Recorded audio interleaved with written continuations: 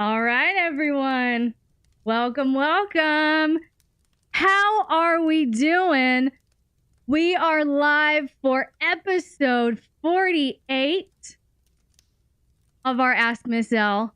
Welcome. That was majestic as fuck. Thank you, Rob.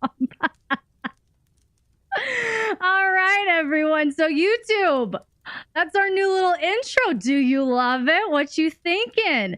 Leave me a comment and let me know. Let me know what you're thinking. How you doing? YouTube, we're so glad that you are here with us. You are hanging out tonight with me, Miss LX, and my wonderful LX Army. Right up there, if you would like to join and chat along with this amazing community. We have all kinds of extra features and content and community events. And this is just a great place to be, right? So if you want to chat along, join the fam, go over to patreon.com/LXerotica. All right, everyone, we've got another round of amazing questions tonight. Now, YouTube, you know that typically I just go down through any Discord questions that came in week to week, but YouTube, I got you. I actually commented on a few of your questions this afternoon, said, hey, join the live. I'm answering your question tonight. So we've got some amazing Patreon questions and some amazing YouTube questions that have come through on the last few videos. So before we get into it, we have to do our water checks, everyone. How's everyone doing today? This is not milk. Miss Jill at one point thought this was milk. It is not milk. This is glass, this little grippy thing, and this is my water jug. So how are we doing on our water today, everyone?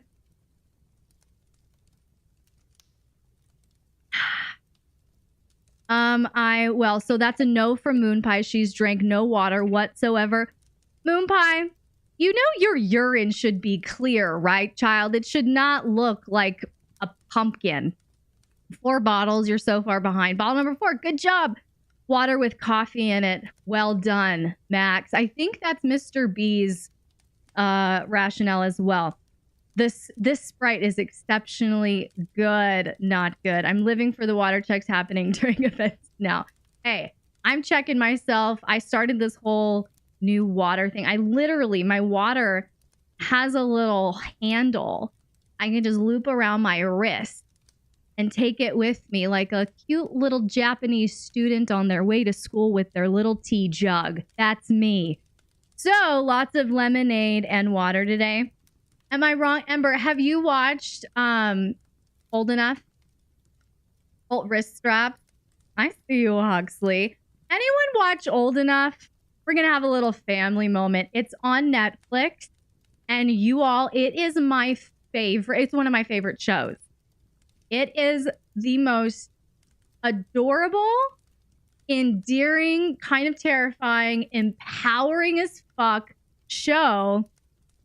It's about, so Japanese culture is very different than our culture over here.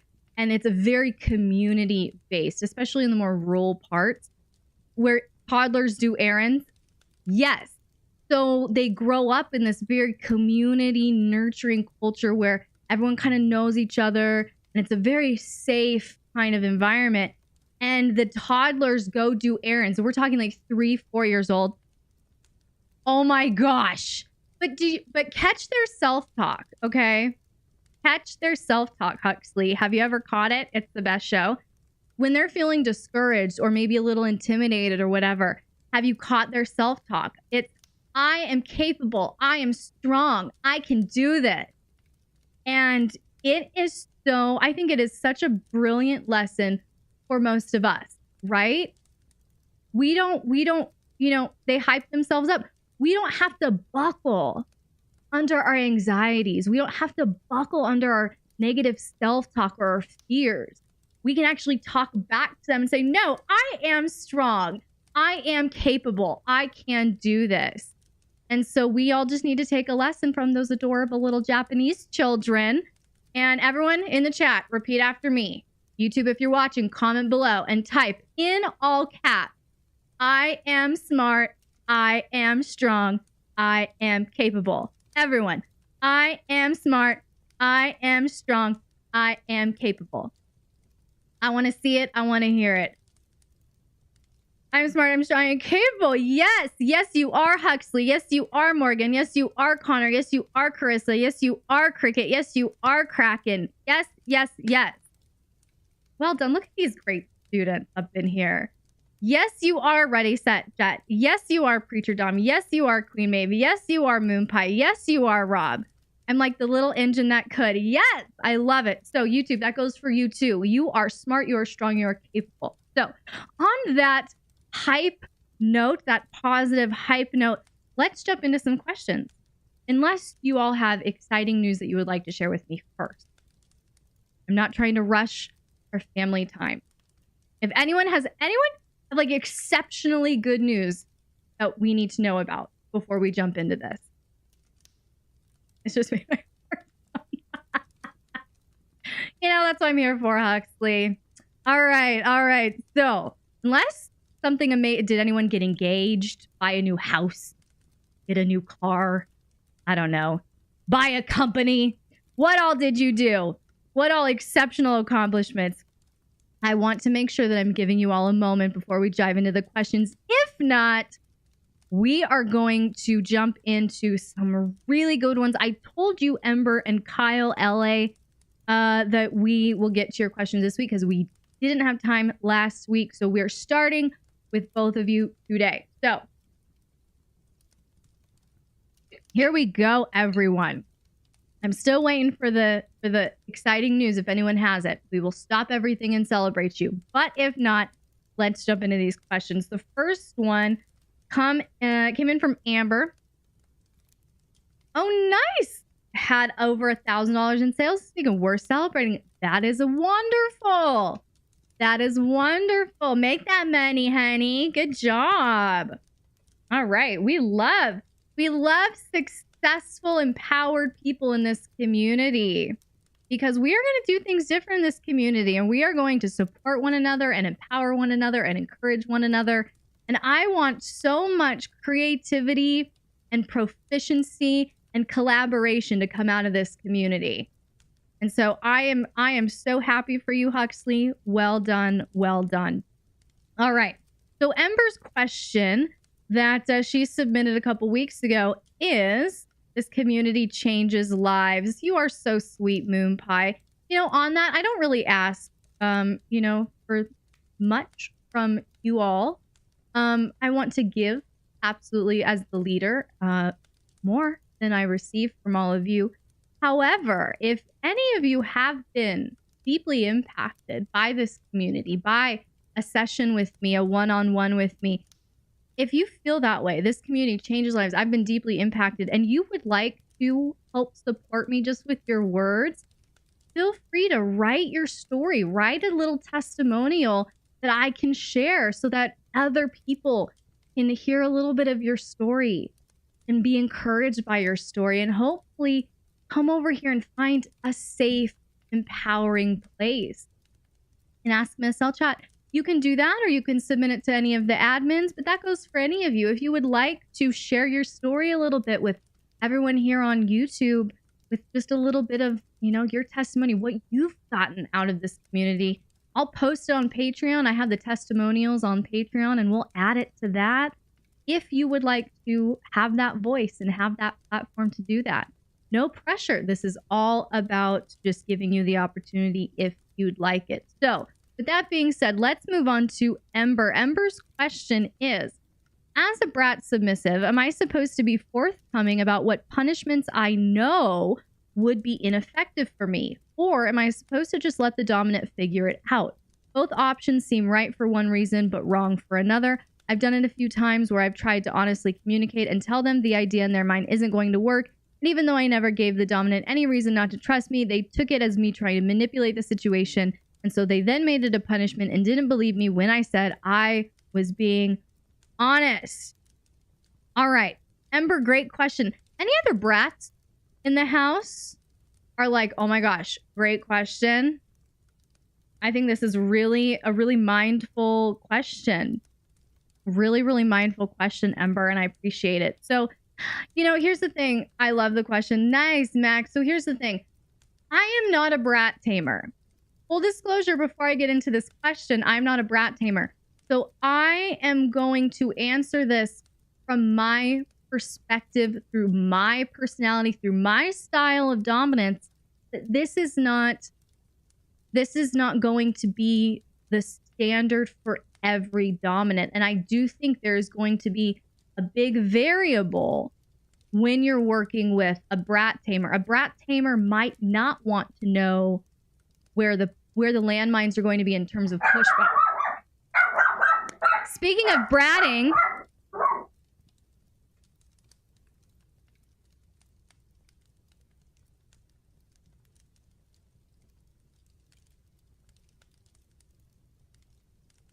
I know my dog was barking his face off, his adorable little face off.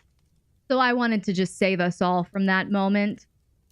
So anyway, what I was saying is, if you are working with a brat tamer, in a relationship with a brat tamer, they might not want to know where the landmines are, because that's fun and exciting, and it gives them organic opportunities to engage with you in that volleying, that bratty volleying that you all like so much, right? Hello, Jamie. Yes, that is my baby.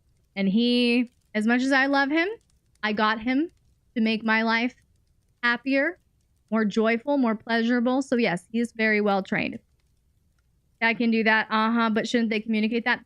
So yes, I think this is a matter of very clear communication. This all should take place during the negotiation phase. So that's kind of where my mind is going in terms of how a hardcore brat tamer might look at it. They might not want to know, and they just want, oh, let's just explore and figure this out as we go.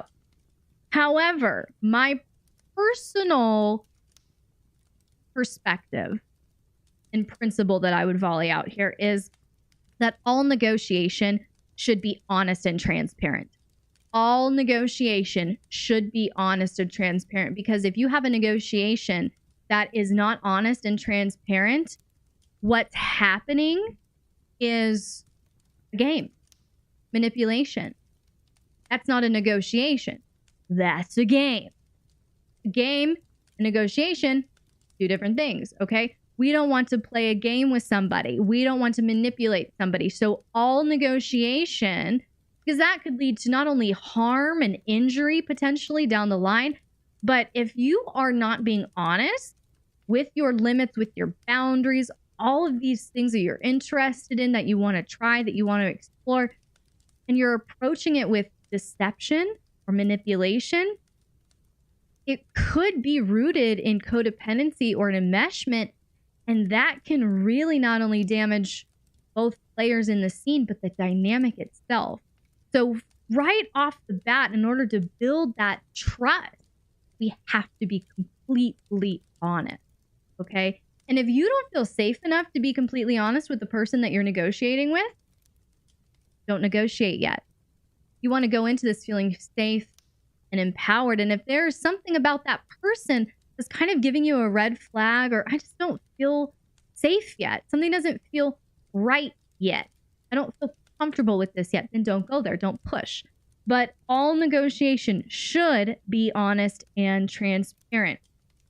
So if it was me and I knew that I was negotiating with a brat, I wouldn't want the brat to give me a list of all of the things that they think won't work, or the things that haven't worked in the past, because I'm not your other dominant.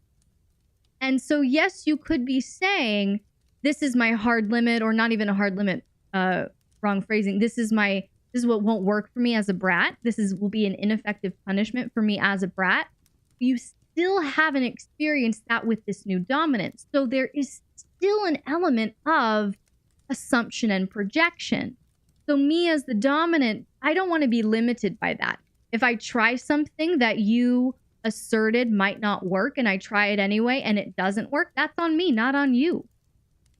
But I'm learning, I'm exploring, and I'm gathering data. But how I would approach it is, if you, Ember, being the brat in this scenario, are honest and have said, you know, Give me an example, Ember. Throw out a specific example for me that you know absolutely, just you think absolutely will not work no matter under the hand of what dominant. Give me an example. I always like specifics anyway. We'll start there, Ember. Okay. So ignoring.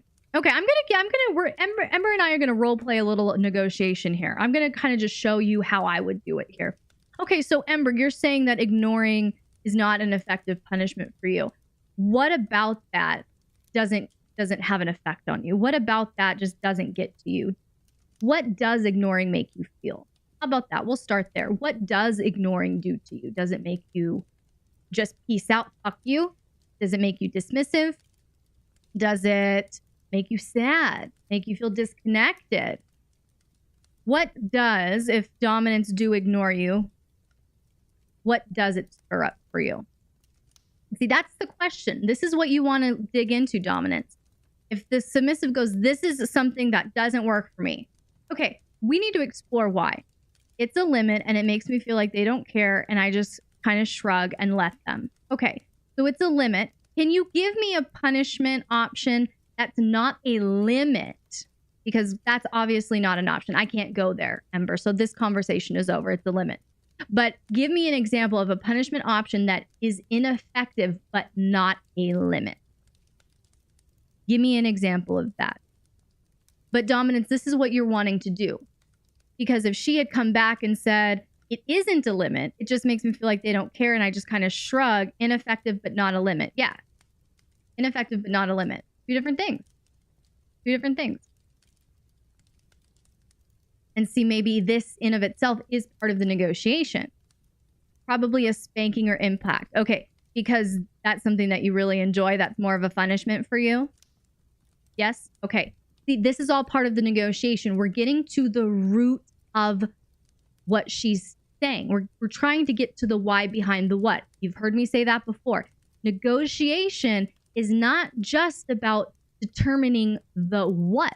It's about determining the why behind the what. And that's what we're doing for you right now. So spanking or impact is more of a punishment for you. Okay. Are there any tools that in spanking or impact that you don't enjoy, but is not a hard limit for you? You see what I'm doing, you guys? Do you see how I'm building the fence line? Are you paying attention to the questions I'm asking? So are there any, you know, items that you don't enjoy, that is not a punishment? You don't get, I like this, I'm blissed out, but it's not on your hard limit list.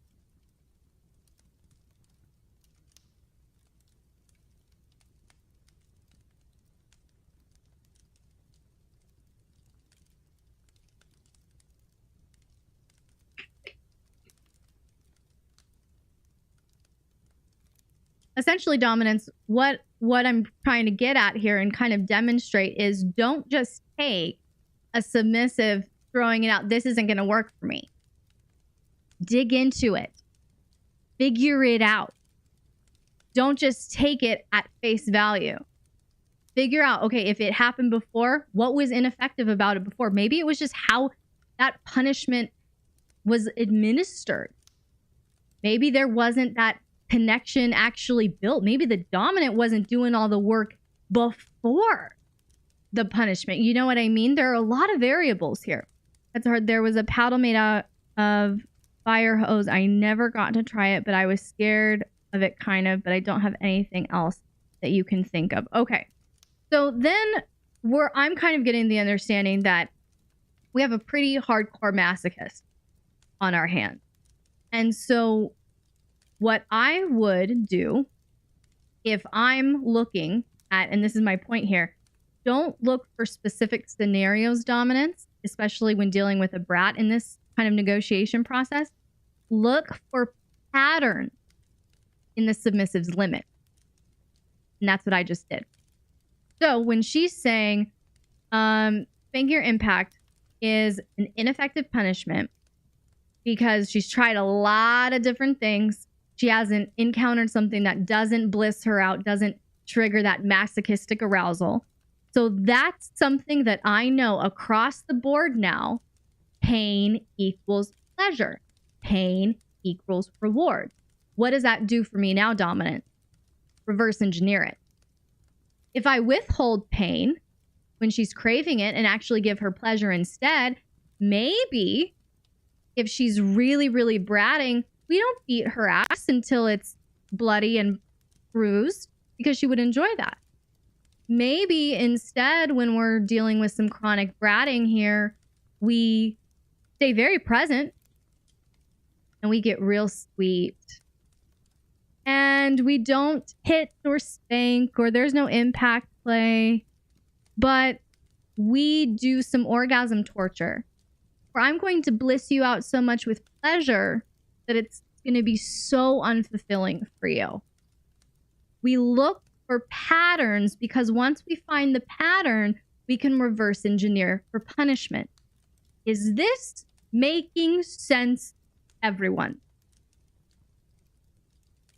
That would drive you crazy, no impact play? Mm-hmm.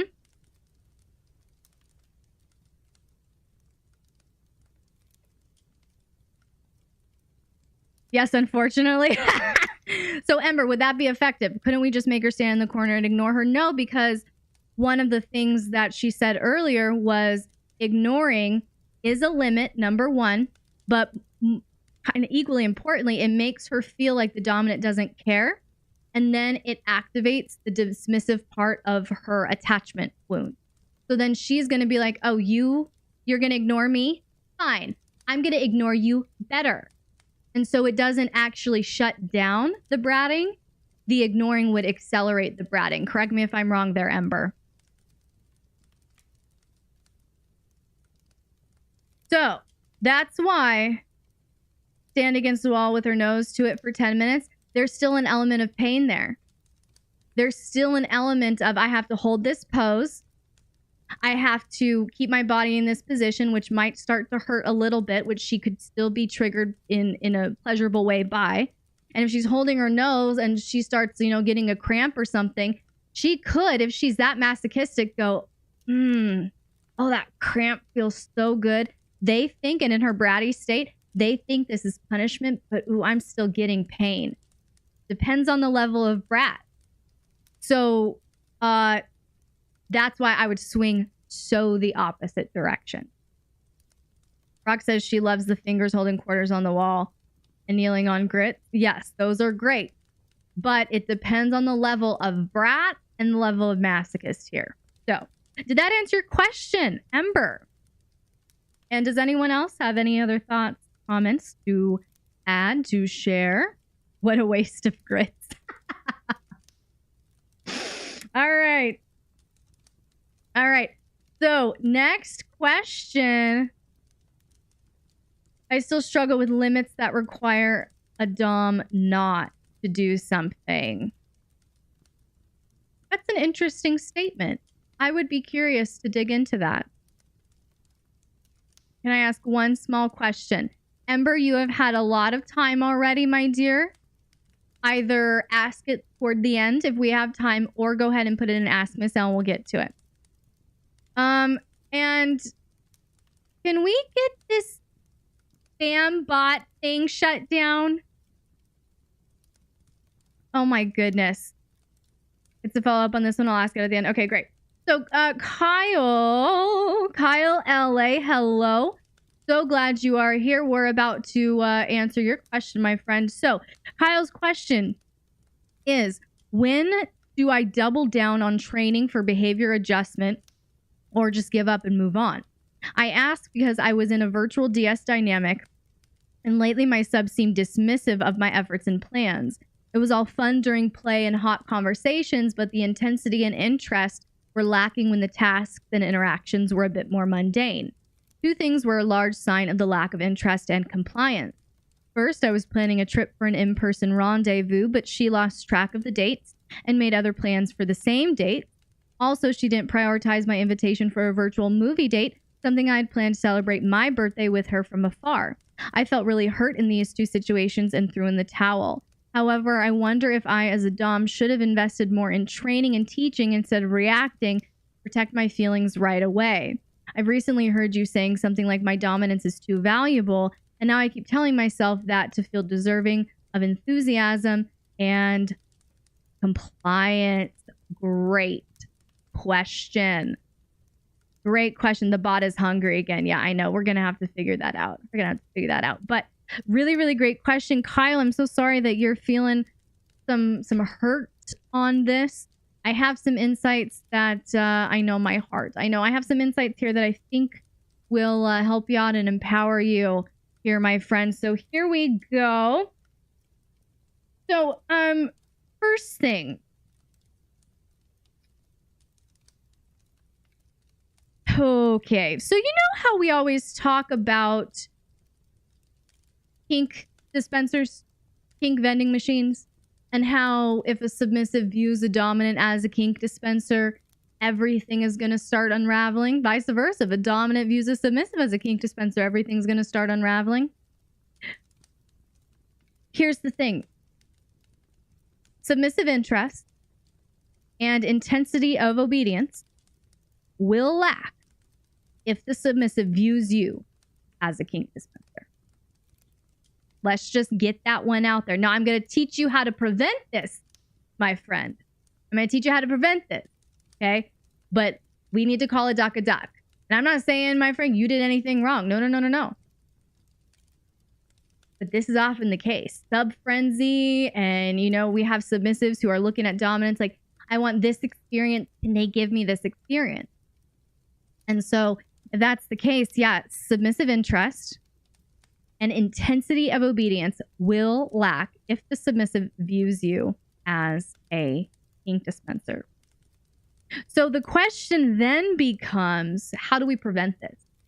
How do we prevent, and it could even happen with a good-natured, well-intended submissive who just gets caught up in this experience and gets more and more hungry, kind of feeds their own frenzy.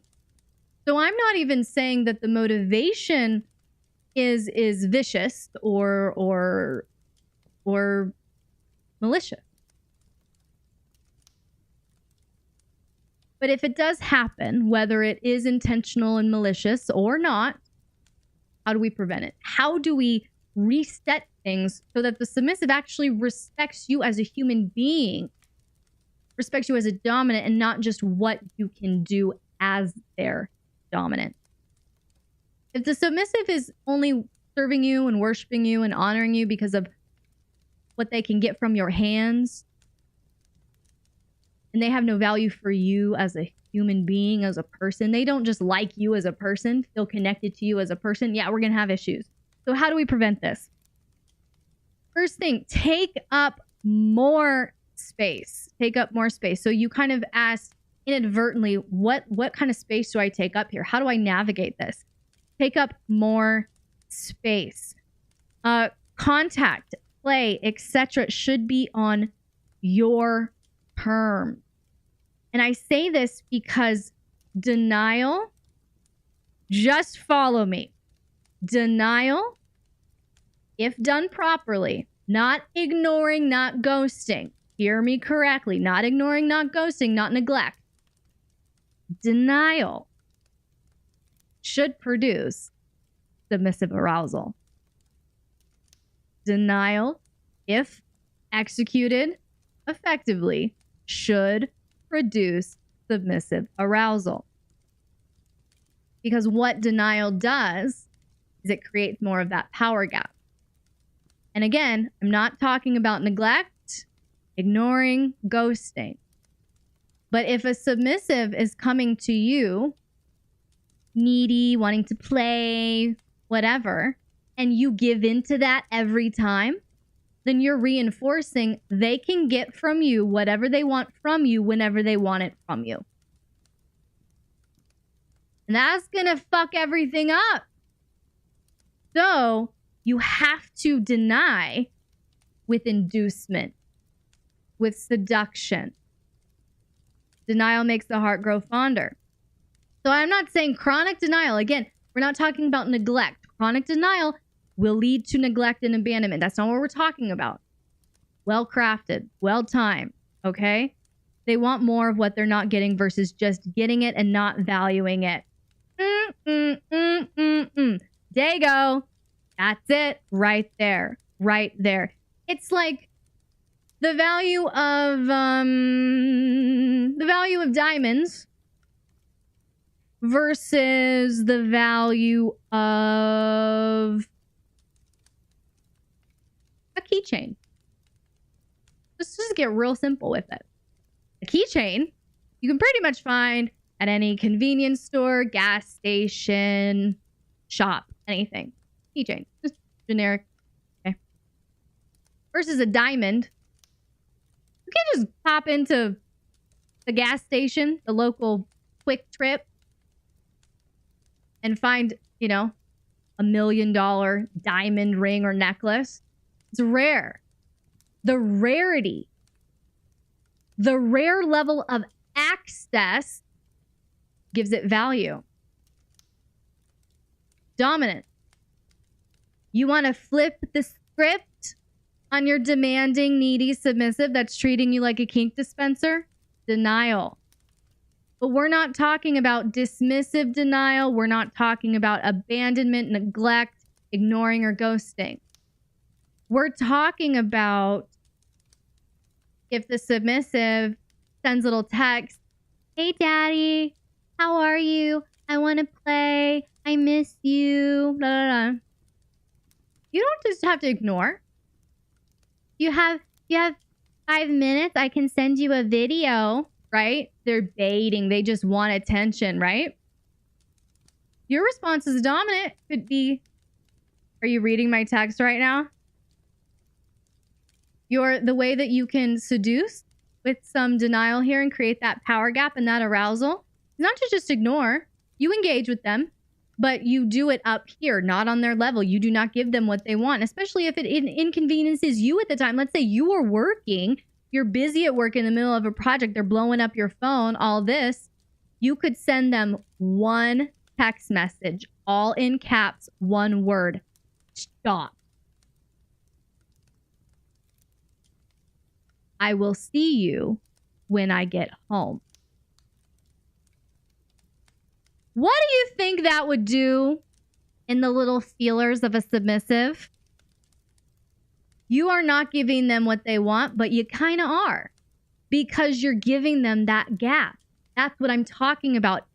You picking up what I'm throwing down, everyone? Is this making sense? Am I communicating this principle effectively? Oh crap, what did I do?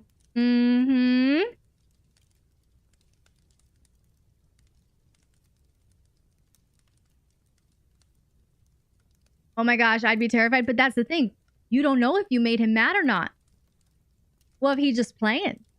What if it's a little mindfuck moment? That's my point. It knocks the submissive off because they're going to start figuring out if they have any sort of AP tendencies at all. They're going to be like, what does that mean? Am I in trouble? Is everything okay? Okay, makes it real. Don't close the gap, make it wider. Yes, I will be using this tomorrow and I will get so much work done. Yes. Get it, Texas Rose. Glad I was able to help you and your schedule out. So that's our first point here. Kyle LA, take up more space. Okay. The second one, AP, anxious, preoccupied. It's an attachment style. If you haven't done any research about attachment theory or anything like that, check out the Personal Development School here on YouTube. Thais, my girl, free shout out for you once again. All right. So second point, you need to discover the submissive's motivations and incentives. Okay. If you want to prevent this kink dispenser kind of element happening where you're really being disrespected, you're being dishonored, and she's not investing in you what you're investing in her, discover their motivations and incentives. They want to be a submissive for a reason. They're looking, especially if they're treating you like a kink dispenser, they're looking to you to get something specific. Figure out what that is. And that then becomes our source of motivation. That then becomes where we incentivize in our training. We want them to be fulfilled in this dynamic, but we do not want them controlling the dynamic or leading the dynamic or calling the shots in the dynamic. So we want to give them opportunities to be rewarded. But in order to properly fulfill those, we need to figure out what is their motivation for submission, for service, for kink, for the dynamic, for having a dominant. What are their motivations? What are their incentives? What will keep them interested and engaged in serving you?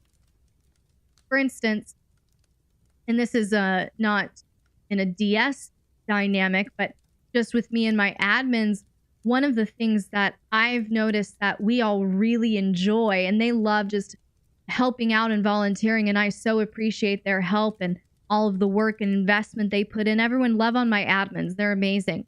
But one of the things that I've picked up on as the leader of that group is just how much we just really like connecting with one another and spending time with one another.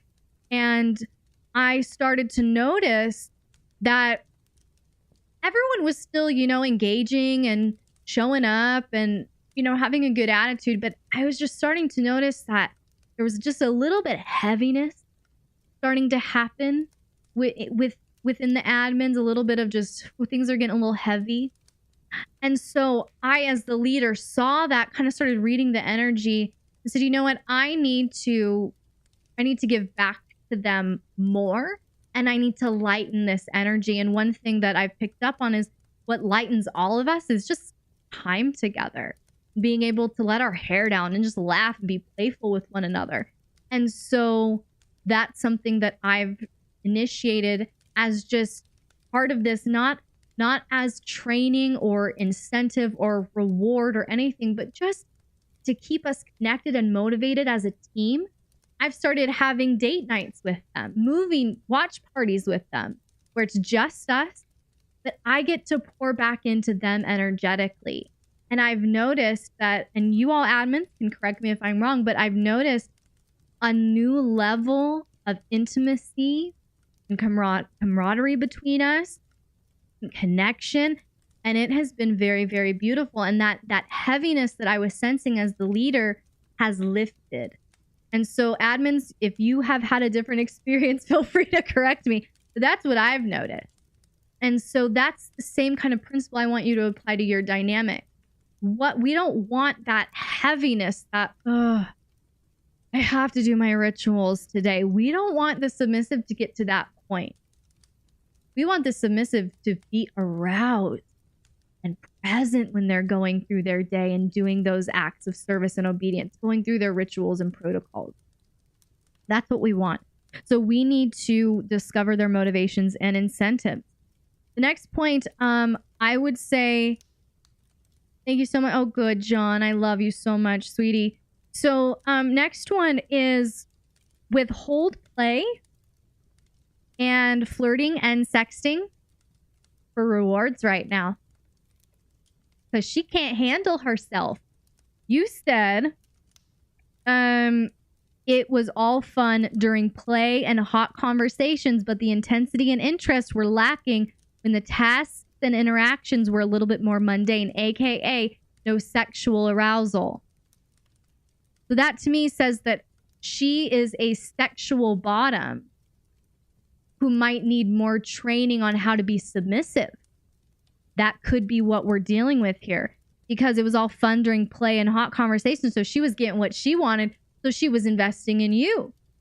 But the second you demanded her to show up for you without the sexy time, I don't want to do it. This isn't fun anymore. So withhold all that flirting and that sexting for when she's showing up for you. That's a reward. Clearly she likes it. Clearly she enjoys it. So that's now a reward.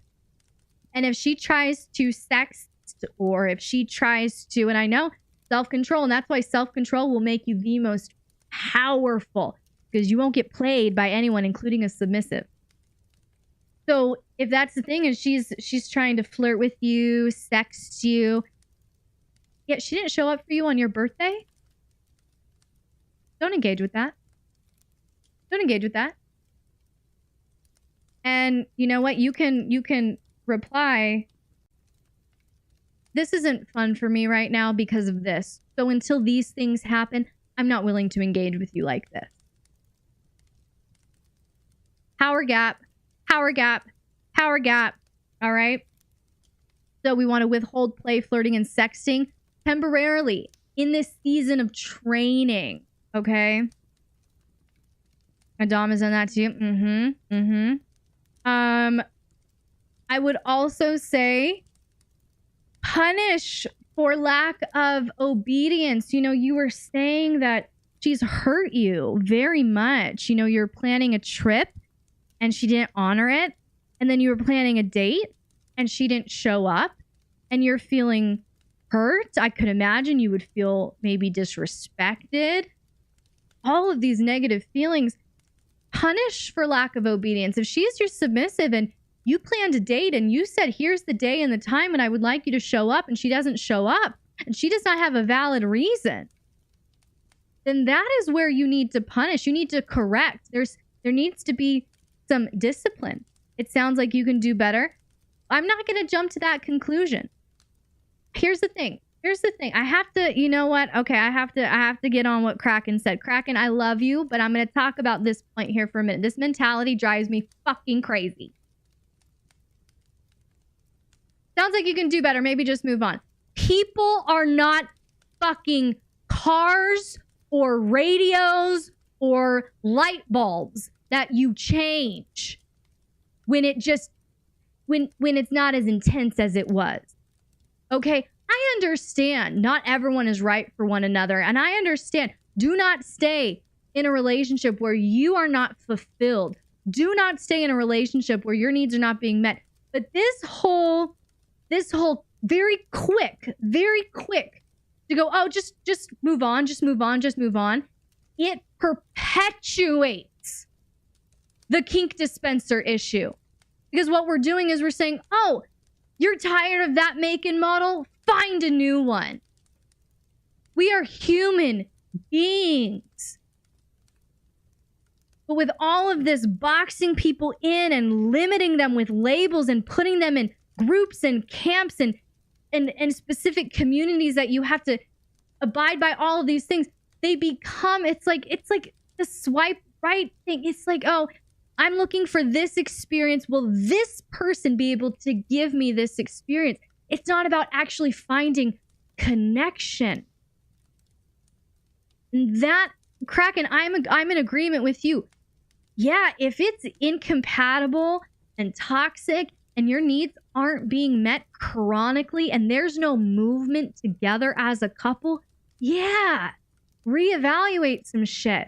What I'm talking about right now is that very, very quick way that we just go, oh, it's fine, just break up, just get a divorce.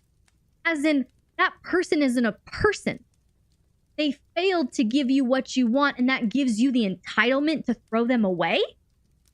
And then we wonder why everyone is walking around so fucking filled with paranoia and performance anxiety.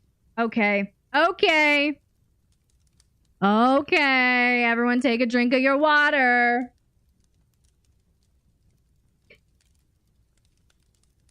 All right.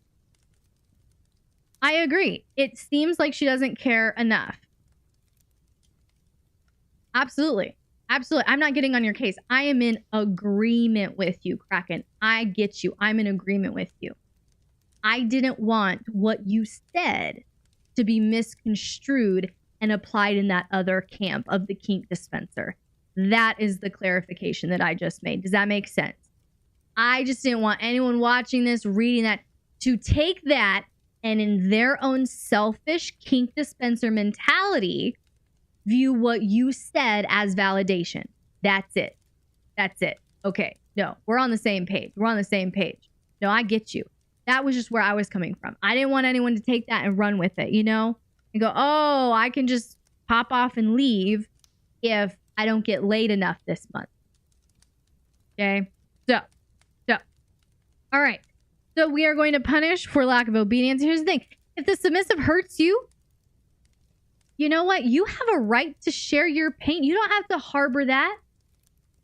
If you plan a trip to be with your submissive and they don't honor you enough to have the mindfulness to clear their schedule if they can and are able, and you already discussed it, and that hurts you, it makes you feel like you don't have value, it makes you feel like they don't honor you, they don't respect you, they kind of dismissed you, you have every right to share that with your submissive and go, so look, that was not cool.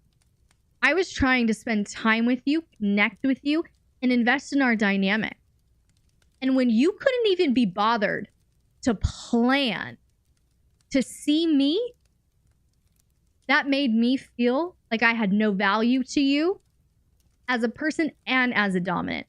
So I think, Henty, you need to be real clear with yourself on what you're looking for from me. Because we're not going to play or have a scene again until you figure it out. Bam. Boundary. Boundary. All right? Everyone bookmark this page so we can refer back to it. So they have a right to hear that you're hurt. And you have a right to set boundaries and correct behavior. Absolutely. Especially if this is your submissive. That agreed to be trained by you. Absolutely. That does not make you weak. That makes you incredibly strong, incredibly dominant. You are holding up a mirror to their shitty, disrespectful behavior. That is very, very powerful. And that is so full of authority. All right. But the final point here is if this is a matter of they are just feeling bored. Okay. If they're just feeling bored, they're not feeling that power gap in their everyday kind of life. If the mundane is what you view as service and valuable acts of obedience they view as mundane, incorporate small erotic elements into your mundane task. All right? Now, again, this is if you determine that this is a quality submissive. This is a quality, healthy submissive. If not, if this is a toxic, selfish, abusive submissive that does not value you and will not value you, then yeah, you need to choose wisely here. But if this is a matter of, okay, maybe I should just adjust how I'm training, try this. Incorporate small erotic elements into those tasks that you're requiring. So let's say one of the tasks is you have your submissive do your laundry. And she's kind of pushing back at it and getting fussy because it's not very fun and you're not texting her back right now and she wants to play. She's feeling playful, right? And you tell her, do the fucking laundry. You know this is expected of you, right? But she's kind of getting fussy about it. How you can stir up that is small erotic elements. Okay? And don't do it after she pushes back. Watch the patterns and then adjust your strategy. Okay? Do not do this in response or reaction to her. Just adjust your strategy. So let's say the laundry is one of the things. She does your laundry. And let's say one day she doesn't know this is going to happen. You've determined this. She's doing the laundry like a good girl. She's being obedient. And then maybe you send her a little text. Ding. Hey, baby girl. Why don't you put on your favorite pair of panties that is in that load of laundry and text me when you have. Just do that. And then if she does that, then maybe redirect her and go, okay, good girl. Do the rest of the laundry. And if you're a good girl, I might text you again. And let's say she does text you. Then it is, oh, good girl. Well, now that you made me so happy, I think I want to dote on my good little girl now. How about you send me the sexiest selfie in that outfit in 5 minutes? So we helped guide the submissive through a task that they would normally find boring, mundane, and I don't want to do this. And what did you do? You created a power gap and you created some erotic elements that helped them, incentivize them to get through the task. I'd have that shit iron folded and put away so fast. Pavlov it. So, this is making sense. I see a lot of oohs in the chat. We have some good thoughts and strategies going, everyone.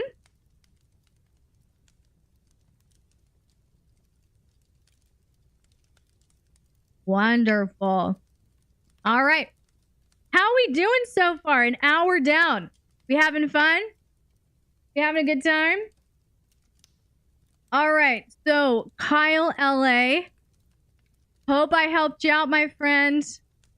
It's like a trail of breadcrumbs to Power Gap Town. Gotta say, I just joined and I'm so glad. Nice. Dago, welcome. Is this your first live here tonight with us? First live, yes. Wonderful, everyone. Give Dago some crazy LX Army love. Like crazy LX Army love. We do things different in the LX Army. We love a little bit more savage. All right. Give all the LX Army love. Make me look good, everyone. Make me look good. All right, all right. All right, all right, all right, all right. So, moving on to our next question, which came in. That's really why you joined. Really why I joined. Because the community, the LX Army is bomb. Looks like I missed admin appreciation love time. I just want to say y'all are the best and the only reason we are given the chance to thrive and be our best selves for y'all. So thank you all for being here. Rob, you're amazing. You see how amazing my admins are? My goodness.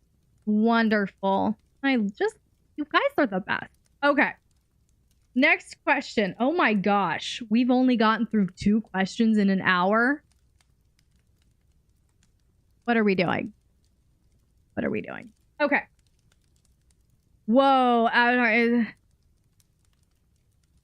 Okay. All right. So we gotta hustle a little bit here. We gotta hustle a little bit here. Okay. The next question. We're doing Kiki chart. We're doing Kiki chart. Okay. Who is... You're not here. Okay. So this one came in from Science is a Liar. Who's not here right now. But I want you all... Amen. I want you all to put on your sexy thinking caps. Okay. Because I want to like blow it up with some brainstorms for our peep here. Okay. Can you all help me answer this question? Because I've got like 10 suggestions that I just jotted down. But this is like a brainstorming question session. Are we ready? All right, LX Army, here we go. The question is, I'd be curious to hear your suggestions on ways I, as the submissive in chastity in a long-distance DS dynamic, can serve my dom. Anything that requires physical proximity like domestic servitude isn't an option. So beyond gifts, I'm not having a lot of good ideas. Any suggestions are welcome. Thank you so much. All right. So I'm just waiting for the wave of good ideas to come in. And while they're typing it up, send an unexpected card from time to time. Very sweet. File their taxes. Well, if they're good at filing taxes. I mean, know your submissive skill set, Huxley. Because it requires effort. Okay. Yes. Yes. So a few, right? Okay. A few of my thoughts that I'm just going to throw out while all of you is pay for first research. Well, actually, before I get there, whoa, let's slow this train and let me give you the principle behind all of this. Principle behind my suggestions, and hopefully the suggestions are going to come in. One of the things you said, domestic servitude isn't an option from long distance. Here's the thing. I'm going to need you, submissive, to tweak your mentality a little bit. Don't think, is this possible from a distance? I know some things will not be possible. I get it. We're talking about mentality shift here. Okay, so go with me. Don't think, is this possible? Think, how can I make that happen at a distance? Okay, what that's going to do to your brain is hopefully open up a whole new flow of creativity, because you're not shutting down that train of thought. You're not telling your brain it's not possible, so don't think of solutions. You're telling your brain creative solutions are possible. Go find them. Okay? There's plenty to serve from a distance. Absolutely. Write them a letter about your thoughts, about things you love about your dynamic. Okay, let me emphasize, everyone. The card is a very beautiful act of love. The letter, very beautiful act of love. Service. We're talking about ways to serve from a distance. Write something like a poem. Groceries delivered. Service. Service. Service. So, research. My first suggestion, research the most reputable, badass cleaning service in her area and pay for a reoccurring cleaning service that fits within your budget. Hire a maid for a day. Research a cleaning service. Have them come out once a week, once a month, whatever. Ask her to create you a wish list for personal and business. You know, she's a pro dom. She could add things to the wish list that you could provide for her business. This is personal. You could buy her pampering things that she needs for her home, she wants for herself, whatever. You could even pay for a meal prep or a delivery service, you know, where they send all of the groceries and the recipes, and she doesn't have to go and worry about a meal plan, meal prep. She has all of that delivered. Save her some time, make it easy if she likes to cook. Hire a maid for the day, helping with time management, help them with their schedule. Have DoorDash bring them lunch at work. Massage, pay for weekly, monthly car washes or car detailing. Love that one. Another one, send her meal. Moon Pie already said send meals via DoorDash. You can also do her grocery shopping for her via like Instacart or something. Have her send you her grocery list every time she needs something. She just sends you her grocery list. And then once it's, you know, full or whatever, you put in an order. Instacart, they deliver it to her door. Flowers delivered makes most girls smile. Deliver her fucking flowers with the grocery order. Absolutely. One of the things I would love a sub to go through my emails and get rid of all my spam and clean up my inbox. Oh my God, Dago. Brilliant act of service right there. One thing that going along with the spa thing, I had a submissive do this for me. I was complaining, I tweaked my back. I was complaining, oh my God, my back hurts so much. And in that conversation, he asked instantly, well, what's your favorite spa nearby? And I told him, and he asked permission to end our chat. I allowed him. And then in about 5 minutes, I get a gift certificate in my email with like, I think it was like $1,000 of credit to this spa, plus an extra few hundred in gratuity. And the message was basically, I know I can't be there to relieve your pain, but let these hands be an extension of my hands. I mean, hello, beautiful act of service. You need that service, and that's just one account. Oh my gosh. Whoo, that is a lot of emails. That is a lot. $5 to Starbucks a couple days a week, specifically early in the morning. Absolutely. That's a great one. Let's see another one, especially can't do my work even through, yeah, have their coffee order ready at their go-to place every morning.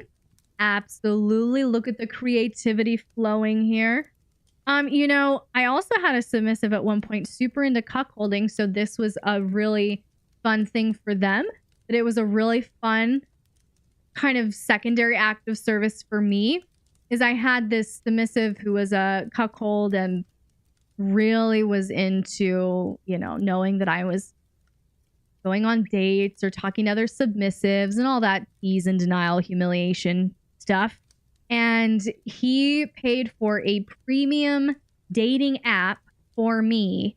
And every time I would go out on a date, he would send me either like money for a new dress or outfit or, you know, cab fare or anything like that to kind of contribute to the date and serve me in that way. It, you know, he enjoyed it. I enjoyed it. Right? So that's another option. Really, we want to, you know, I laid out that principle, think not is it possible, but how can I accomplish that from a distance? I would also say as a principle, and that's kind of what we're all really referring to here, find creative solutions to her unique problem.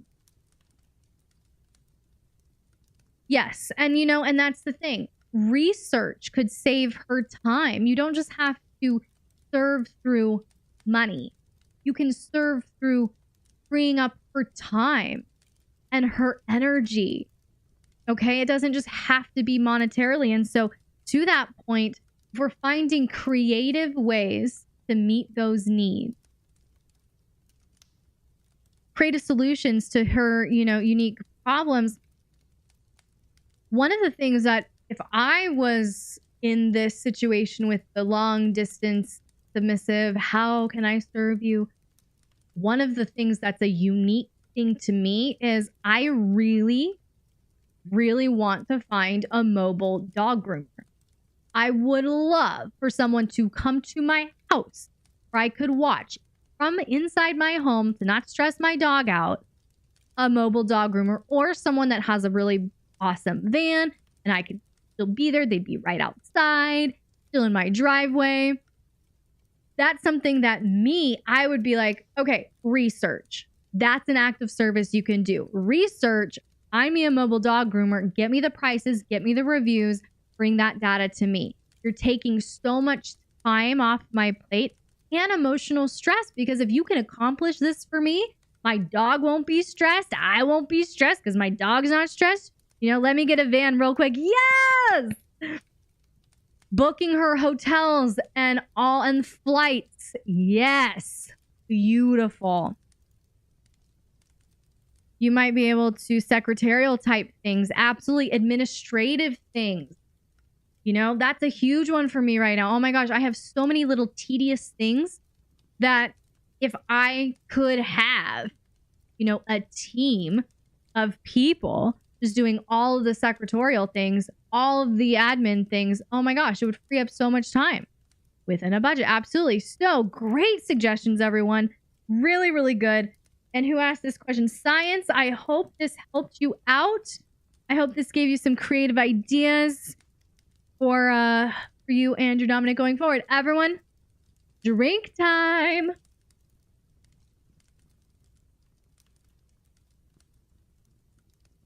All right. Next question here is, oh, this is so juicy. This one came in on YouTube for my video, 3 things that kill your confidence. And the question was, as a new Dom, how do you tell your first client that you're new without making him think that you aren't capable? Ooh, juicy question. As a new Dom, how do you tell your first client that you're new without making him think that you are incapable? So, first question. I'm actually just gonna I'm gonna drop it like it's hot right here on this point, and then all of you are gonna look at me like, what? And then I'll explain it. Okay, ready? This is actually a pretty controlling question. Not trying to get on anyone's case. I'm trying to illustrate a principle. I'm not getting on their case. I'm not blaming. I'm not shaming. I'm saying this is a little bit of a controlling question. Why, you ask? How, you ask? Well, Pro-dom, yes. Yes, client, pro-dom. Because they are trying to control someone else's perception of them. How do you tell your first client that you're new without making him think you're not capable? I will get to the meat of the question, but I have to go here first. You cannot and do not control anyone's perception of you ever. Ever. And the more time you spend running around through your life trying to control how others perceive you, how others think about you, how others feel about you, and how others respond to you, you will live your life so enmeshed and codependent, you will cease to have a life. You will cease to have an identity of your own. You will be so fucking confused about who you are, where you stand, what you stand for. Okay? It's suicide. It's emotional suicide for you to chronically go around trying to control through your behavior someone else's perception of you. It is impossible. It is impossible. Okay? Why do they need to know if they are new? That's a good question. I was looking at that question through the lens of like, we're wanting to be honest. We're not wanting to market ourselves in a way that's inauthentic. And I see a lot of integrity in that, honestly. I do. I see a lot of integrity in that. So I see your question, Preacher Dom, and I'm with you there. But I'm also seeing integrity in the fact that this person wants to be honest with where they're currently at. You know? I do like that. I do appreciate that. So I don't think it's mandatory, but I appreciate them wanting to have integrity about this. I do. I appreciate that. So that's where I'm going to go with this. So can't control anyone's perception of you.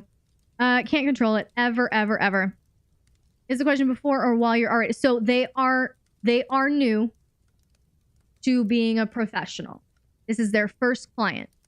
So they've been in the lifestyle. How I interpreted it, they've been in the lifestyle, but they are new to being a professional. This is their first client. Okay, so they might know things and have the skills or whatever, but this is their first client. Okay, first paying client.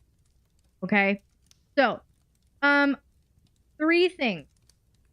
3 points, 3 strategies here to this is, I would say number 1, if you feel like I'm so new that I have to tell them that I'm new because they're going to see it on me anyway, and we're kind of going there with it, they're not allowed to question. Well, that's the thing. I interpreted it as this is them saying it. Like they're going, I want to have integrity here. I don't want to mislead someone. That's where I'm applying my answer here. Does that make sense? Paying client might not. Well, this is a professional service. Okay. So first thing, if we're feeling so new, like, oh my gosh, I'm intimidated by this, I have to be honest that I am new to this, right? Practice for free on a submissive friend to build your confidence and gain practical experience, okay? If you have been in the lifestyle for a while, just kind of like getting into this, building your skill set, growing in your dom skills, right? Growing in that energy, chances are pretty high that you know somebody friendly with somebody who leans submissive or who can bottom, who will allow you to just play or practice with them. Not as a professional service. We're not even trying to get them into subspace necessarily. This is just a friend, someone that you feel relatively safe and comfortable with, that you can practice until you don't feel new anymore. You may not have been getting money, but you don't feel new anymore. And there's a difference. Just because this is the first time you're charging doesn't make you a new dominant. But if you're conflating those two, then I would just say get more experience and build that confidence, get some of that practical experience, right? So you don't feel like I've never done this before, I'm new. No, you just haven't charged before, but you've been doing this, okay? So that's the first thing that will, I think, kind of help sway or reduce or eliminate altogether some imposter syndrome. The second one, I would say only choose initial clients. Awesome. Only choose initial clients who are compatible with your most proficient skill set right now. Okay? Because you're already feeling I'm new, which means I don't know what I'm doing. I'm a little bit of an imposter, right? We can get insecure in that way. So we don't want to just take on, I wouldn't say I would avoid taking on a super, super, super experienced submissive. I wouldn't take on a super, super bratty submissive unless you are an excellent brat tamer and that's where you feel very proficient. I would take on someone also relatively new so that it doesn't feel as intimidating. You can build your skills together, build experiences together. But you also want to choose someone who's compatible with your most proficient skill set. So if you are really into impact play and you've practiced on some friends and you've led some friends through some scenes and you've done it and you're like, okay, I'm feeling good about charging for this now. And the first client that comes across wants to pay you a lot of money for you to do a rigging session and some suspension bondage. That's not something that you agree to. It's not, you would be ridiculous to agree to that. But you see what I'm saying? I'm trying to create such a contrast in this analogy. So if your skill set, if you feel proficient with impact play, don't take on someone who isn't looking for that.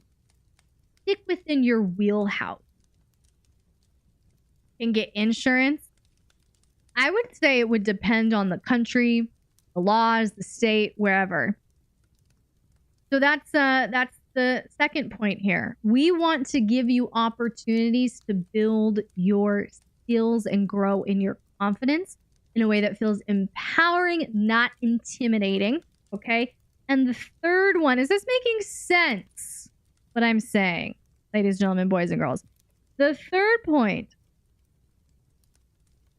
is, if this, again, I'm trying to have integrity here. I'm starting out my business. I'm trying to build clientele. My third point here would be to market your services at a discounted rate as a benefit to the consumer.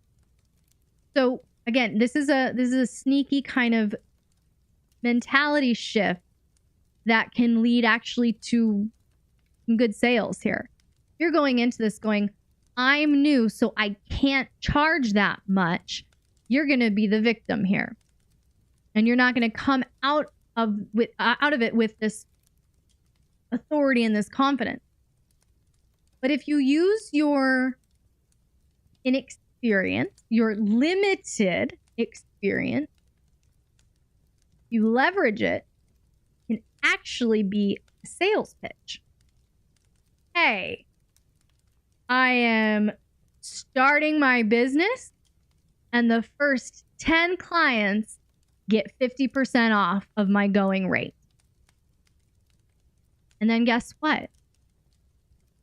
You take on 10 clients, you build your skills. In 3, 6, 9 months, you're not feeling insecure, intimidated. You're not feeling new. You're not feeling like an imposter. You take that discount away. That was an introductory offer only, right? It's your business. You got to sell that business. So don't look at it as a limiting factor. Look at it as an opportunity.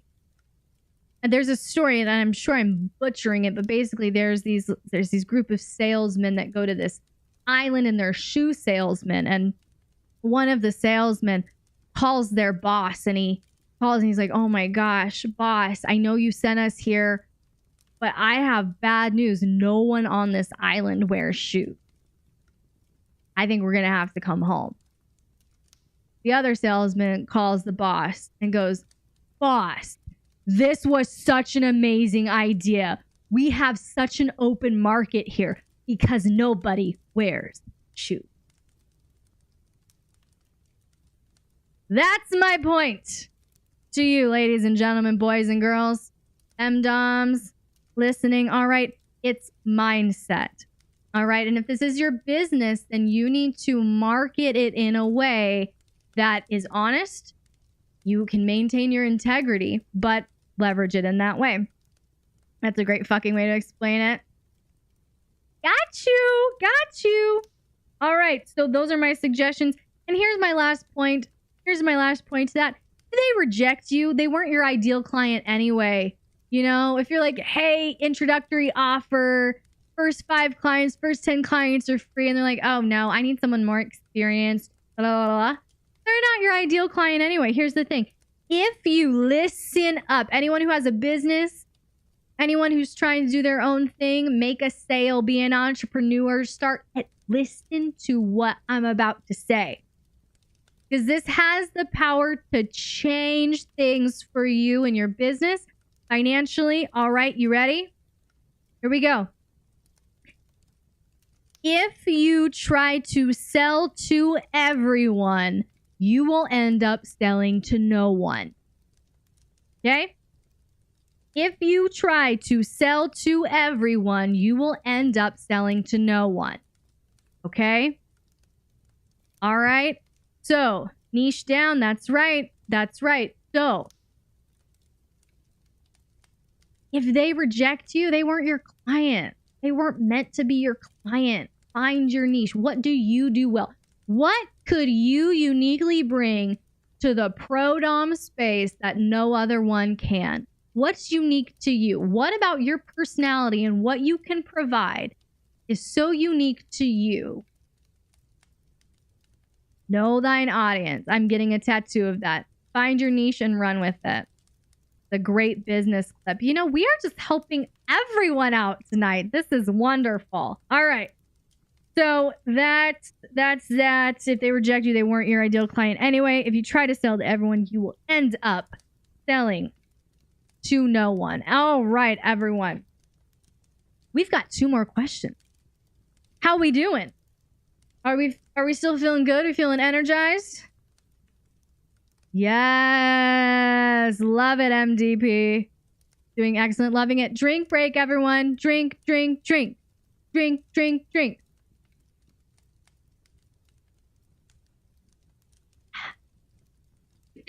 Chug. All right. Next question on bottle number 2. Okay, please tell me, Moon Pie, that when you say bottle number 2, you are not talking about those tiny plastic water bottles that hold, what, 4 ounces? Mm-hmm. 16. Okay. I just had to check. Regular size here too. That's what she said. All right. Next question, everyone. This one comes in from Head Out, but I will see you all next week. Thank you for having me. Dago, thank you for being here, my friend. So glad you decided to join. Welcome to the fam. Welcome to the LX Army. We love you so much. We'll see you next week, Dago. All right. So, next question. This one came in on YouTube from my video 3. Oh, wait. Nope. We just did that one. This one came in from my YouTube video. 8 spanking methods that don't involve punishment. Banging on all cylinders now, chat. Here we go. 8 spanking methods that don't involve punishment. Great question. And it is, can the dominant partner be goofy? I'm so used to thinking of the dom and sub headspace in a scene that I've never thought of in regular life. Can a dom be a bit more silly Or do they have to continue to show more of what I want to say, a stoic and disciplinarian presence? And if they don't have that presence, does that negatively affect how the submissive views it as a weakness? I guess I'm curious about the expectations people have if they naturally need to have more of a personality type that matches what they want to see in and out of a scene, or if in regular life they can dial down that dom or sub headspace in their regular life, if that makes sense. All right, I think this is such a sweet question. Yes, my partner likes my Austin Powers vibes from time to time. Maddie, I'm here for it. I'm here for it. So, my friend, as everyone is saying in the chat, I couldn't handle someone serious all the time being your dom. Absolutely. The silliest dom I was ever with was one that I fell the most in love with. Safety, right? Safety. If someone can be silly, if a dominant can be silly around their submissive, actually, you know what? I have a one-liner for this, but I'm going to make you wait for a minute. Okay, because yes, all of you are giving the answer that I was going to give our friend here. Absolutely. Yes, you can let your hair down, be silly, be playful. Okay, humor is so sexy, right? Humor is so sexy. But I want to talk to... We're going to get deep. Y'all ready to get deep? If we weren't having kinky church up in this house, we are about to have it right now, chat.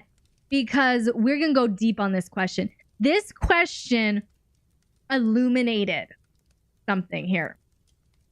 This question, let's go spelunking. Yes. Okay, so here we go. We're going to talk about, this question brought up the issue of codependency and enmeshment, and we are going to talk about it. So, first thing. Oh my gosh, Preacher Dom. That's amazing. So, do they have to be stoic and a disciplinarian? Will it cause harm to the dynamic? Will the sub view it as a weakness? Okay? Let me give you this answer. If the submissive is... Oh, wait. So, the codependency and everything that we are, and I talked about is the next question. I don't know what's going on with my eyes right now, but that was just a little free tease and denial for you. We will get to it. It's just not this question. Anyway, my notes are all over the place. It is what it is today, everyone. So here's the thing with this one. If the submissive is only with the dominant for the kink experience, they only view the dominant as a kink dispenser, then yes, the sub may very well view that lack of stoic disciplinarian energy. They may very well view it as, oh, we're not in a dynamic anymore. What's going on? Okay. So that's my first point. If the submissive is only with the dominant for the kink experience, they only view the dominant as a kink dispenser. Yeah. If they expect, here's the thing. If the submissive is with the dominant and the submissive expects the dominant to be the stoic disciplinarian in order to get the submissive experience they're looking for, yeah, they're going to be disappointed. Yeah, they're going to get fussy about it. Yeah, you're not meeting my needs. This isn't what I'm looking for. Going to go there. However, that's why it's so healthy to pick wisely, right? But that's why objectification of humans is so dangerous. It reduces innate worth and it kills connection. Think about this. This dominant is questioning whether or not they are allowed to authentically express themselves because they don't want to let down, disappoint, cause problems with the submissive. And then that controlling AF. Viewing your dominant as a kink dispenser is controlling AF. Because the dominant has to perform for you. They feel playful, they feel goofy. Oh, we can't show that because it'll disappoint the submissive. Because my only value to the submissive is the dominant experience I can provide. Ooh, I know. That is just savage, right? Love the bratty Valley girl voice. Thank you. I'm originally from Southern California, so I just like bring it out when I need to.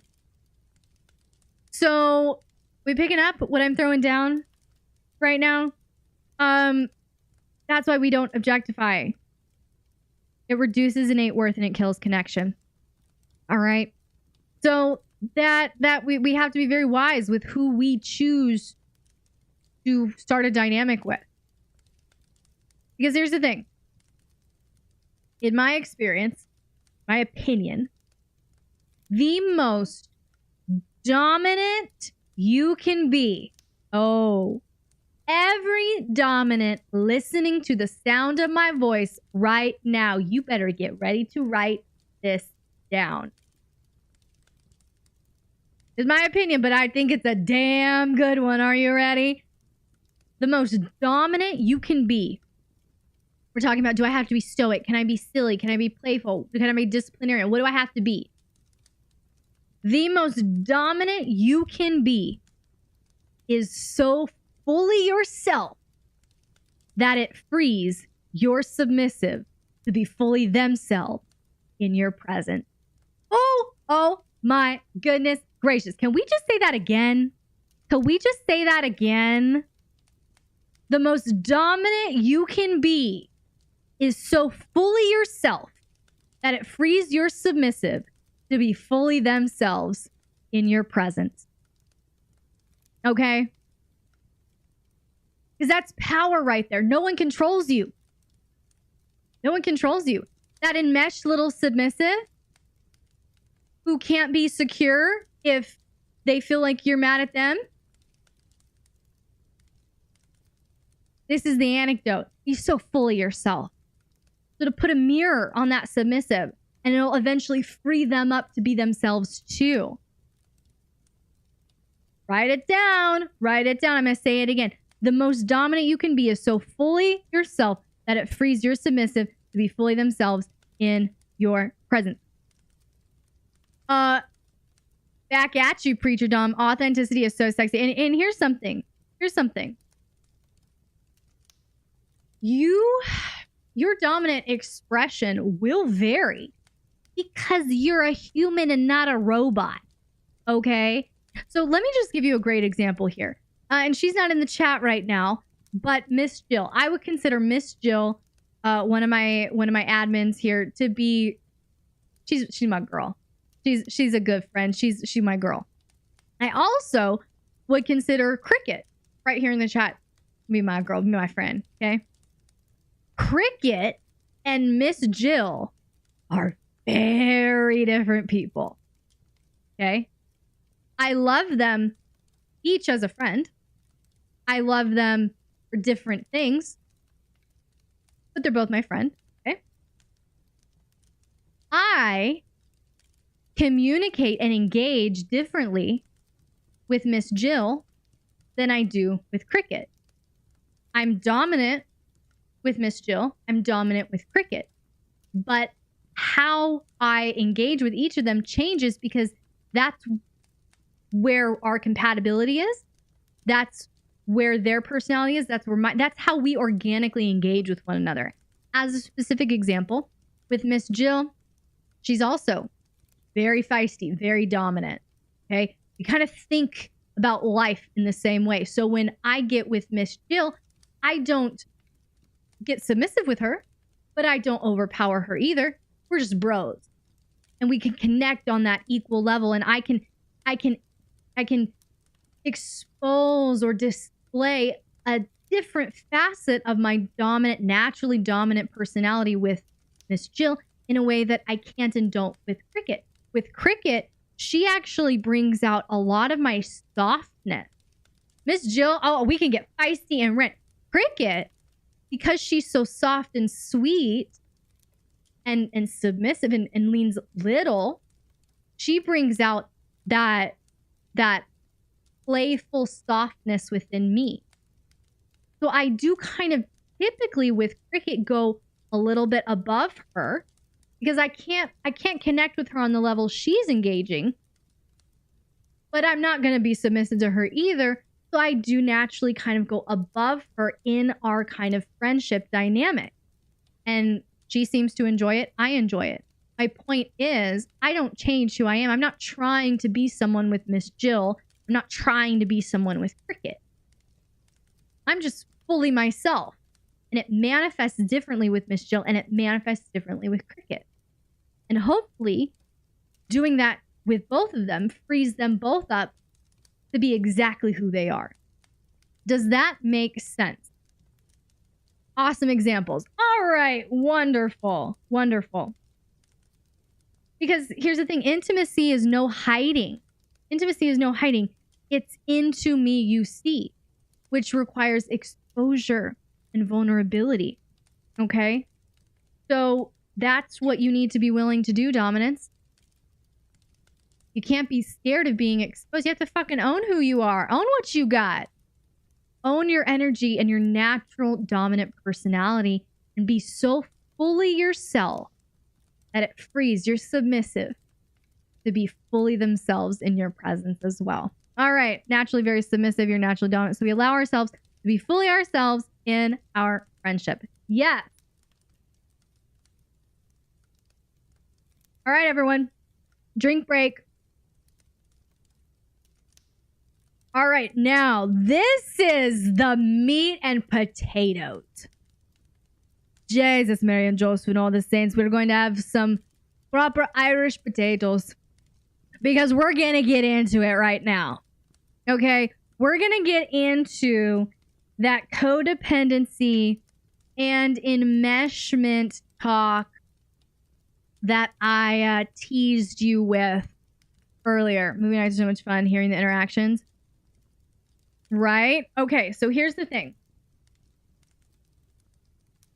This is going to be deep. It's going to be juicy. So if you want a little bit of a TED Talk on codependency and enmeshment and all of that, what that does in relationships, what it means for you, this would be the point to get out your phones, get out your cute little notebooks, whatever you got, because we're going to talk about it.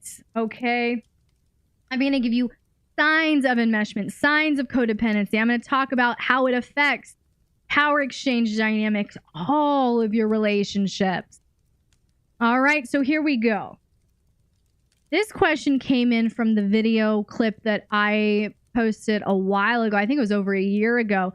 And the clip was titled, "What I Want from My Submissive." And the question that came in is, how do you avoid codependency when you're in a master-slave relationship? How do you avoid codependency when you are in a master-slave relationship? Anyone else ready to dig into this? Here we go. I'm going to drop the contrast.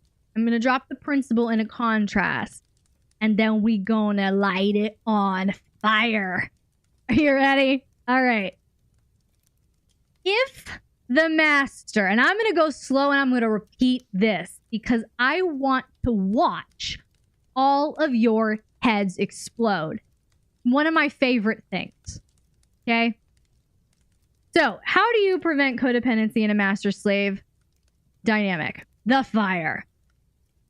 If the master owns a slave to validate their dominance and boost their own sense of power, codependency and enmeshment is inevitable. However, if the master owns a slave to use their natural strength to guide both parties into a mutually fulfilling connection, codependency and enmeshment won't be tolerated. Oh my goodness. I will get to enmeshment. We're going to talk. I'm going to define codependency. I'm going to define enmeshment. And Ember's brain is right now. Okay? I already see where you're going. Okay? I'm going to read it again. Okay? If the master, and again, we're going to define codependency and enmeshment. We're going to talk about it. I just got called out big time with the first call. I love you so much. If anyone feels called out right now, I love you. I love you. I love you. You know what? Pressure and heat and all kinds. It turns, what is it? Coal? Is it coal into diamonds? Right? Someone help me with my off the cuff analogy. I was just trying to say it's good for you. Okay. That's it. Thank you, Max. I'm confused. Okay, we'll get to it. I will break this down into adorable, cute little bite-sized pieces. Refiner's fire. Yes. Okay. Pressure makes diamonds. Yes. Your lesson helped me not to be codependent.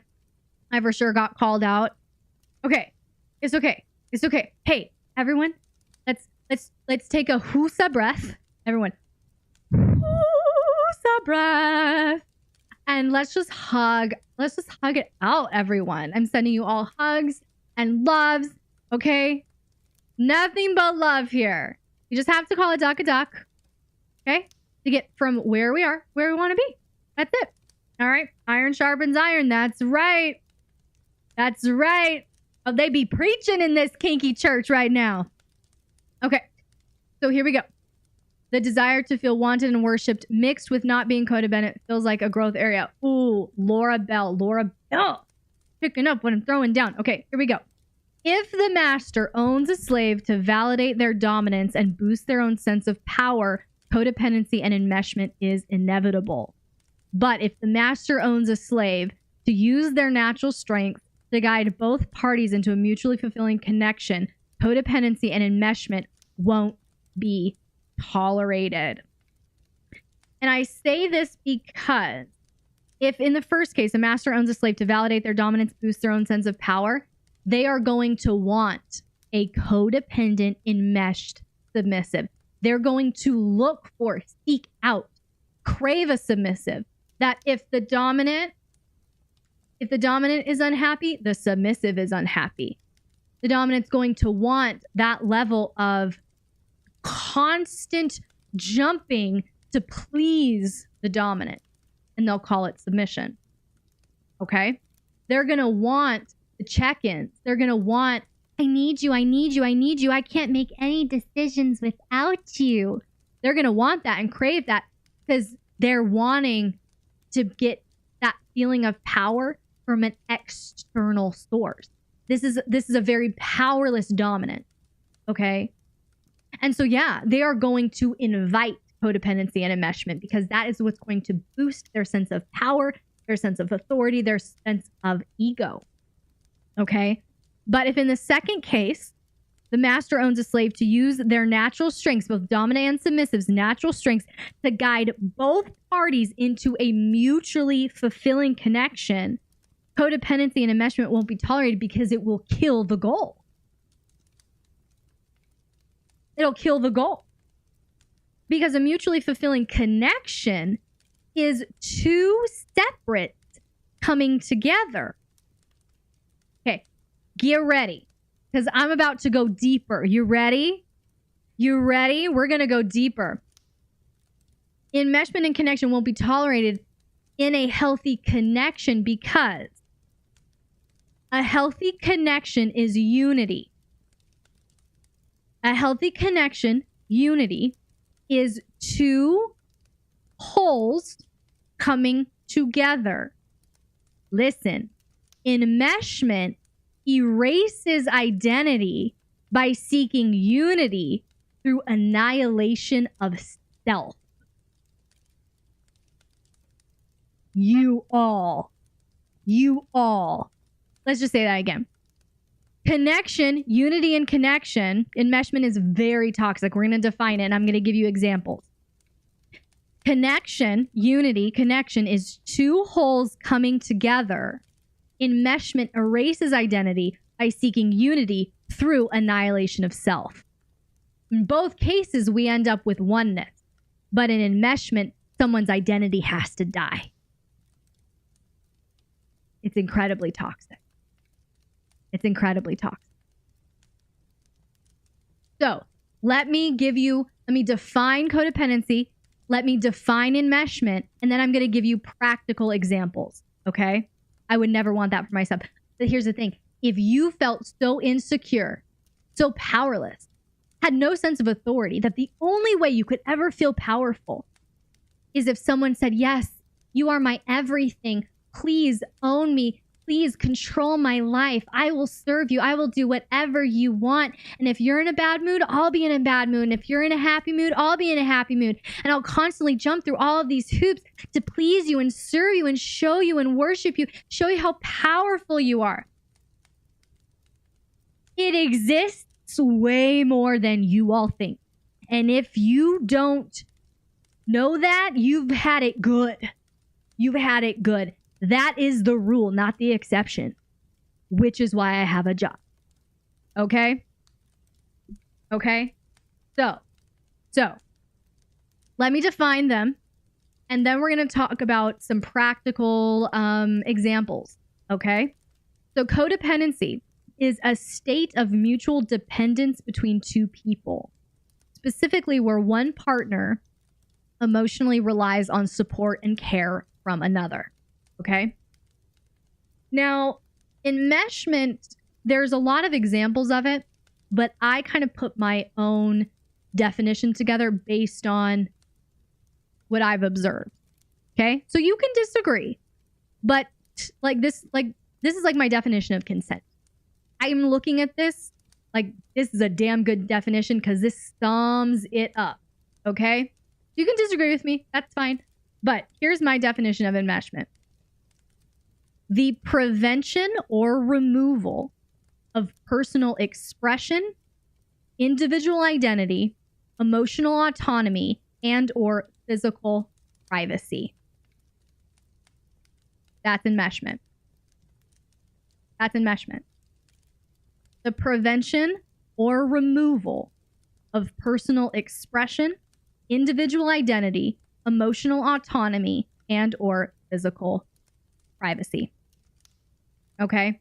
So that's why I'm saying if this is a dominant who feels so weak, so powerless, so insecure, needs their ego constantly worshipped and praised and boosted, bolstered, then yeah, they are going to remove their submissive's personal expression so that the submissive can express only what the dominant wants to see. They will prevent individual identity because if the submissive has individual identity, then the dominant can't fully control every outcome. If the submissive has emotional autonomy, then they can set boundaries and the dominant can emotionally manipulate them. And if the submissive has physical privacy, then the dominant can't violate that sense of closeness, of proximity, to put more pressure or to manipulate the situation. So that's how we define it. That's how we define it. I'm going to give you some examples. Would you like some examples of enmeshment? Some things that you may have grown up with, you may have experienced in relationships before. Would you like some enmeshment red flags right now? Okay. All right, here we go. These are characteristics of enmeshed families. So enmeshment in adulthood often begins in childhood, where the parents trained the children to be enmeshed through these sorts of behaviors, such as lack of boundaries. The children were not encouraged to individualize and become emotionally independent.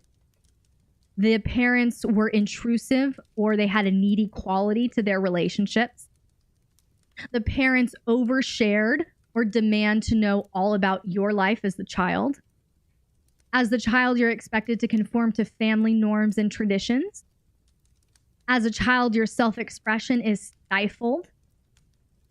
The parents may treat enmeshed children as friends or confidants. The children are not acceptable. It's not acceptable for the children to have opinions, beliefs, or ideas that differ from the families. Fierce loyalty is expected and demanded of the children. And guilt and shame are used to maintain the status quo. You're talking about your ex-wife? Okay. Sounding like your father? Okay. So if that's how it starts in childhood, this is how it shows up in the DS dynamic. This is how it shows up in romantic relationships. Okay. Losing sight of self-care, friendships, and responsibilities when you're experiencing relational conflict. Feelings of happiness and overall mood depend on the state of the relationship. There's excessive anxiety during conflict and or compulsions to fix conflict out of fear of abandonment. Your partner's moods and emotional states determine your mood and emotional states. Conflict feels threatening, like it could damage the relationship or offend the other person. The other person's dreams or changes feel worrisome if they don't involve you. Someone's boundaries are regularly shut down or belittled by the enmeshed person. You feel a sense of anxiety when you are apart from the other person. As the enmeshed person, you feel a sense of anxiety. Topics are regularly swept under the rug. And as a result, all of this enmeshed behavior creates distance, emotional distance. Okay? So that's your family. Explains how bonded. All right. Well, then your childhood has been exposed. Yes. And so that can turn into a very, very hyper lone wolf. I take on all the responsibility. I have trouble asking for help. I have trouble receiving help. I feel guilty when I receive help. All of that typically stems from enmeshed childhood. Okay. So let's talk about... You can't right now? Why? What's going on? You feeling very validated? So that's the thing. If we are going to talk about how do we prevent codependency and enmeshment in a DS dynamic, specifically in a master-slave dynamic, both parties have to be secure. Both parties have to feel secure. Both parties have to feel powerful. Or else it's going to be constant, exhausting boundary setting toward the enmeshed person. Because the enmeshed person needs to feel enmeshed to feel safe. Connection equals enmeshment to the enmeshed person. It's highly controlling. It's highly violating. But it feels like love. It feels like a loving connection to the enmeshed person. So that's why both parties have to be healthy here. The only way to prevent codependency and enmeshment in a master-slave dynamic, it has to start, in my opinion, it really has to start with the dominant, with the master. They have to be so full of power, authority, and security that they won't tolerate codependency and enmeshment. All right. This is possibly where narcissistic behavior comes from. Oh, don't get me started on the narcissistic soapbox at 7:59, Preacher Dom. Preacher Dom wants us to stay here until midnight, you all. He wants us to just stay here until, man, we'll be having a slumber party if Preacher Dom gets their way. Midnight Central, Midnight Kiki Mass. Oh my gosh. You all are amazing. So, everyone, that was our last question of the evening. Did that make sense? Did that make sense? Does anyone else have any questions, comments, anything to add to that? Ember, I know that you had a follow-up question. My dear, if you would go ahead and put that in the Ask Miss Elle channel. If you haven't already done that, I will get to that next time, or I'll just reply to it in the main chat. All right. This whole thing should be a clip. There are so many people I would send this to, the light bulbs that would come on. It will be a clip. Ready, set, jet. This will be a clip. Consider it clipped. Can we have a summer party? Oh, okay. Yes. Yes, I got you. I got you, Ember. Can we have a summer party? The other question. And I'm not saying we couldn't have a slumber party, but not tonight. We're not having a slumber party tonight. I need to go get dinner. I have not eaten dinner. Sure. Good. All right. Ready, set, jet. I'm so glad you're here. Oh my gosh. Okay, Ember, we're going to fix the spam bot thing again. We got you. We got you, girl. I think Mr. B just keeps forgetting. For manipulation. Yep. Yep. Astute observation, Kraken. All right, everyone. So we are going to wrap it up for the evening. YouTube, thanks so much for hanging out with us tonight. Again, if you want to hang out with these peeps, chat along, participate in all of our weekly now community events, just go over to patreon.com/LXerotica and you can join the fam. Vanessa, they're remembering you, Vanessa. They're like, okay, people, don't be like stalker. Like, don't freak out Vanessa. She could be like, oh, shit. It's just Cricket. If she is a stalker, she's the cutest stalker ever. And she's so harmless. And she'll groom your dog really, really well. I just remembered her. I know. We're not trying to, because we said, I know we did say goodbye. Cricket in her onesie besides the bushes. That's amazing. That's the best visual. Laura, thank you for sharing that visual with me. She'd be the cutest stalker, and she would be in a onesie. Absolutely. I'm here for it. I'm absolutely here for it. So, YouTube, as we digress as a community, if you want to join the fun, just go over to patreon.com/LXerotica. Anyway, it was great hanging out with you tonight, YouTube. And I will see you again very soon. We've got all kinds of videos coming later this week. Shorts and podcasts and a Sunday video. You guys, Sunday's video. All about female domination strategies. For you ladies, if you're either a switch or you just feel really, really shy and like, I don't know how to step into my own, I think I've got 8 strategies for you that should, and that's coming Sunday. So be sure, if you're not already subscribed, have those notifications turned on. You don't want to miss that video coming Sunday. But we got podcasts coming on Saturday. We got shorts. We got more clips. So I hope you enjoy. We will see you later, YouTube. Thanks again for hanging out. And we will talk soon. Love you, YouTube. Good night.